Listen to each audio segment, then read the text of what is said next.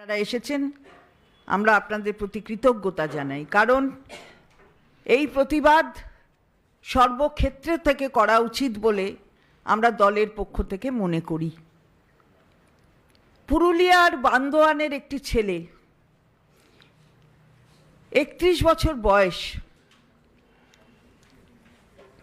সে কাজ করতে গেছে মহারাষ্ট্রের পুনে, সেই পুনেতে।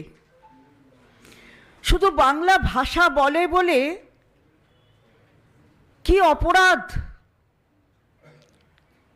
তাকে মেরে ফেলা হলো। আর এটা তো একটা কোনো বিচ্ছিন্ন ঘটনা নয়, প্রতিদিন কোথাও না কোথাও আমরা এই ঘটনা দেখে আসছি। বেশ কয়েক মাস ধরে এই ঘটনা প্রত্যক্ষ করছে খালি সারা দেশ নয়, সারা পৃথিবী।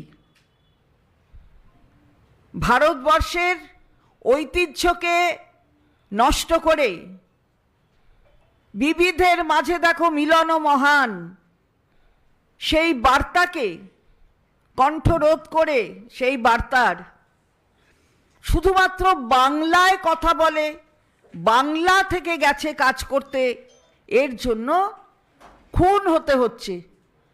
দেশের মাটি রক্তে ভিজছে কেন না বাংলা ভাষা বলছে বলে। ভাবা যায়?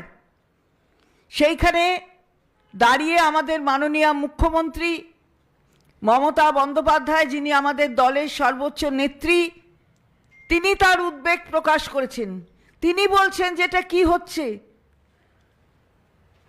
এই সুখেন মাহাতোর পরিবারের পাশে তিনি থাকবার অঙ্গীকার করেছেন। তিনি তো সবসময় প্রতিবাদের কণ্ঠ। যত অন্যায় হয়েছে, দেশ জুড়ে যত অন্যায় হয়েছে, তার প্রতিবাদের কণ্ঠস্বর মমতা বন্দ্যোপাধ্যায়। আর বাংলা ভাষা বলছে বলে তার জন্য খুন হতে হবে, এটা তো কোনো বিচ্ছিন্ন ঘটনা নয়। আমি আগে বললাম, বিভিন্ন জায়গায় হয়েছে, আপনারা দেখেছেন এবং আপনারাও সম্প্রচারিত করেছেন।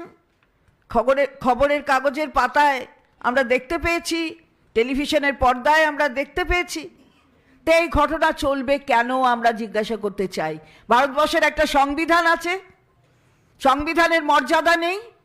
রাইট টু স্পিচ, আমার কথা বলার অধিকার, আমার ভাষা, সব কণ্ঠরোধ, খুন হবে তার জন্য। রাইট টু মুভমেন্ট, আমার যেখানে যাওয়ার অধিকার আছে, যেখানে ইচ্ছে আমি যেতে পারি, সেটা পদদলিত করতে হবে। বাংলা বললে বাংলাদেশি, চলে যাও। সেলিমা খাতুন থেকে শুরু করে আপনারা দেখেছেন, বারে বারে এক কথা বলার প্রয়োজন আছে বলে মনে হয় না। বাংলার মানুষ দেখছে, দেশের মানুষ দেখছে। শুধুমাত্র বাংলা বলার জন্য একজন লোক, সে একমাত্র রোজগারের ছেলে তার পরিবারের, সে চলে গেছে মহারাষ্ট্রের পুনেতে কাজ করে, সেখানে তাকে খুন করা হলো। আমরা তীব্র ধিক্কার জানাই। মাননীয় মুখ্যমন্ত্রী, আমাদের দলের সর্বোচ্চ নেত্রী, এর প্রতিকার চেয়েছেন এবং অবিলম্বে যারা এইসব কাজ করেছে তাদের শাস্তি দাবি করেছেন।